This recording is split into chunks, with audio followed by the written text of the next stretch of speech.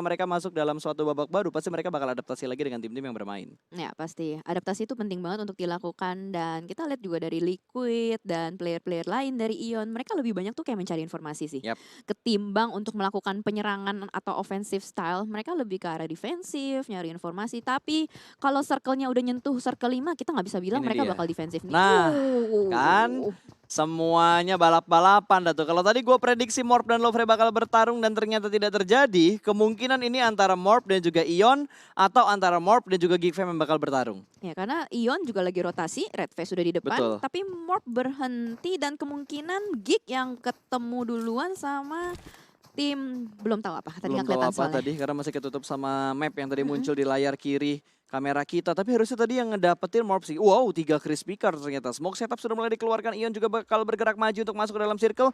Ini masalah balap-balapan sih. Duluan mana tapi ternyata Aura juga bakal perang dengan tim Alter Ego. Badru sudah berhasil diamankan. Headshot langsung dan free shot dari arah Geek Fam. Morph berhasil menjatuhkan satu pemain dari tim Lovre kali ini. Hampir saja mendapatkan 1 poin. Angle-nya tadi sedikit terbuka namun Oki langsung bergerak ke tempat yang lebih aman. Ya betul sekali dan sementara Louvre masih terjebak di area open field dikepung oleh tim Geek Fam, Aura dan The Pillars. Ini seperti EVOS tapi beda posisi. Yap. Dan di sisi lain Airwolf bertemu dengan Alter Ego. Kayaknya Alter Ego sedang rotasi ketemu sama beberapa tim dan lagi-lagi ada ledakan mobil ke Alter Ego Smith. Betul, dan granat yang cukup indah tadi dari Potato berhasil mendapatkan satu pemain dari Alter Ego. Ternyata langsung dipulangkan begitu saja menuju ke arah lobby. Steve bakal nge-push dan berhasil mendapatkan satu orang di dalam ruangan. Di dalam rumah di bagian ruang tengah. Tapi kali ini Crowley masih melakukan healing terlebih dahulu. Casey berada di bagian dalam juga. Naik ke lantai 2 tidak ada orang sama sekali. Karena ada satu pemain yang masih menahan step di bagian lantai 1. Masih cukup bersabar. Bakal dicek langsung menuju ke arah kamar mandi. Tapi ternyata Steve bakal keluar dari dalam rumahnya. Hasil selamat, satu pemain dari Lovre masih bisa menghela nafas dengan sangat enak. Wah, satu player dari Louvre seperti ninja, seperti bayang-bayang gelap di dalam rumah Crowley. Tapi ternyata Steve fokus ke arah luar, tim-tim yang sedang rotasi di spray terus-menerus. Dan sementara dari Crowley, diam saja melihat ada Squishy. Langsung saja di spray dan bakal langsung di end. Memberikan informasi pastinya kepada Steve dan dari kelas pada kali ini gak berhasil. Hampir mendapatkan 2 orang tadi dan untungnya Crowley sempat melakukan eksekusi. Setidaknya Lovre berhasil menambah 1 poin mereka ternyata. Tembakan dari bagian luar, 1 down hands berhasil mendapatkan 1 orang. Steve ditumbangkan, masih ada kekeran menuju ke bagian dalam rumah yang ditempati oleh tim Aura. Lovre bergerak pelan dan pasti kehilangan 2 pemain tapi 2 player lainnya masih bisa bertahan hingga sejauh ini. Yes, betul sekali dan apalagi Oki dengan Hans sudah berhasil berada di dalam circle. Sementara kita lihat tim-tim lain bakal langsung melakukan rotasi. Bigetron bakal langsung gas ke dalam circle. Siren pun akan bertemu dengan tim lain dan ternyata Ryzen berhasil meng-knockdown 1 player. Zuxi di depan sana, Luxi pergerakannya terhenti dan kali ini clutch pun terjadi. Ryzen pun tumbang juga menyisakan micropoint seorang diri saja. Low health para spray ke depan dan gak berhasil. Bigetron pulang di posisi 14. Men, ini bukan hal yang bagus untuk Red Alien. Sekarang mereka langsung ditumbangkan di urutan ke-14. Namun perang masih terjadi. Bahkan kita lihat tadi sudah mendapatkan 6 poin kill. Banda bahkan untuk dia Dranix melempar granat lagi ke Siren. Betul, itu bener-bener eksekusi yang bagus banget, movement yang bagus banget dari Dranix. Tim yang tidak diduga-duga mereka bakal bermain bagus banget untuk di match yang pertama kali ini. Dranix memberikan kejutan ke kita semua. Yes, what a surprise dari Dranix pada kali ini. Dan mereka masih menahan pergerakan dari Siren. Siren nggak bisa kemana-mana, masih ditahan terus-menerus. Bahkan 40 detik yang tersisa, Circle akan bergerak kembali. Tapi Audrey di sini nggak mau diam, nggak mau begitu saja dilemparin granat. Bakal ada balasan kembali dari Audrey ke depan sana. Granat demi granat dilemparkan terus-menerus. Dan mereka saling nahan satu sama lain. Ini Betul. akan menjadi hal yang membahayakan juga sih sebenarnya. Man, Audrey sumpah ini keren banget gameplaynya. Dia ngelempar semua utilities granat yang menuju ke arah Dranix. Dan dia tutup angle shoot dari arah Aura dengan melempar semua ke arah sebelah kiri. Mengamankan posisi dari Siren supaya Siren bisa tetap fokus ke arah satu tim aja dan gak diganggu sama tim Aura. Sudah mulai bergerak, Ryzen bakal di-spray langsung dari arah belakang. Audrey langsung melakukan commit spray namun belum bisa menjatuhkan satupun pemain yang ada di depan dia persis. Dranix masih bisa melakukan movement namun di sisi lain Morph. 2 pemain mereka sudah mulai knock dan hanya menyisakan seorang No Mercy. Berada dalam satu shake kecil 2 pemain api. Ada Ion yang bakal menuju ke arah company ini. Bakal dilempar langsung granat yang menuju ke bagian dalam. Sudah berhasil melakukan revive, ditabrak begitu saja. Revive masih dilakukan dan ada tembakan dari arah lain berusaha untuk menyelamatkan diri. Dan ternyata granat dari No Mercy berhasil menjatuhkan Hijrah. Bahkan seluruh pemain dari Ion langsung dipulangkan menuju ke arah lobby. What a nice spreading move. Granat dari Morph Team berhasil memulangkan Ion ke arah lobby. Gila, gak disangka-sangka banget ya. Karena kita pikir itu Ion yang bakal ngeratain Morph, mengingat Morph tersisa satu player aja dengan dua player yang tumbang. Bahkan mereka semua dikunci di gubuk derita. Tapi ternyata ada granat dari dalam menuju keluar yang menjadi jebakan terhadap tim Ion. Dan sementara kita lihat dari Siren akhirnya berhasil untuk bergerak sedikit melihat ada satu player. Tapi ternyata kameranya bergeser ke Aerowolf dengan RRQ. Betul, ada sedikit trade knock tadi yang terjadi, tapi sepertinya Potato masih berhasil mendapatkan tempat yang cukup nyaman.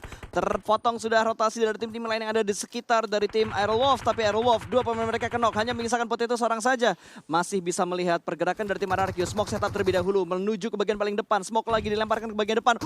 Jisun terlihat, dan kali ini bakal langsung ada commit spray. Scope 6 Keker langsung dengan G36C-nya berhasil mendapatkan satu orang. Victim dipulangkan di urutan ke-11, 10 tim tersisa di menit ke-25. Dan lihat, hanya ada satu tim yang masih lengkap playernya, Boom. Boom.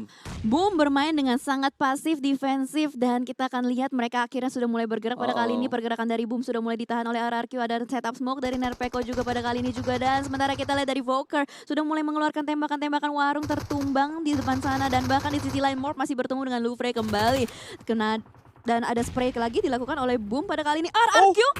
Oh, RRQ terjepit oleh dua tim. Aerowolf dengan Boom ternyata. Ya tapi Boom gak ngedapetin killnya sama sekali.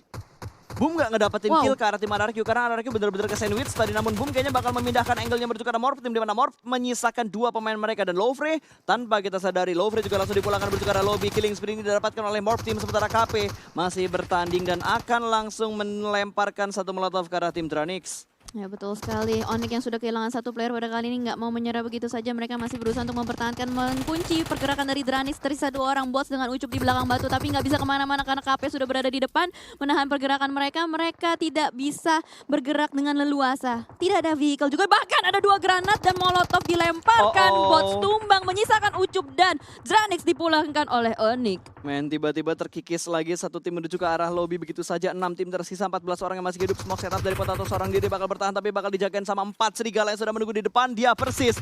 Oh, serigala lawan serigala. Serigala mana yang lebih kuat? 4 serigala lawan 1 serigala. Smoke sudah mulai up, dan kali ini dari Bobs masih bermain dan ingin mendapatkan vision menuju ke arah Potato, tapi dua flank menuju ke arah sebelah kanan. Spray dengan commit, 3 pemain begitu saja menghadang arah pergerakan dari Potato. Aerowolf dipulangkan di urutan ke-6, 5 tim yang tersisa. 5 tim tersisa dan mereka semua berpincang-pincang ria. Hanya ada Boom saja yang masih survive dengan 4 player. Dan granat dari Rensky persis on point menumbangkan satu player dari The Pillars. Bobo harus tersungkur di depan sana menyisakan Onta sendirian saja. Dan masih terus dilemparkan granat bertubi-tubi. Bahkan ada molotov yang terbakar di antara mereka. Sementara kita lihat dari sisi lain ada yang terjatuh. Onyx Leon nampaknya terjatuh dan 2 player dari Onyx bakal langsung gas ke belakang batu untuk mengamankan circle-nya. Betul, sementara No Mercy masih membackup di bagian paling belakang, dan satu pemain dari Onyx terjebak begitu saja. Boom, mendapatkan keuntungan ketika Onyx sedang fokus ke arah Morph team.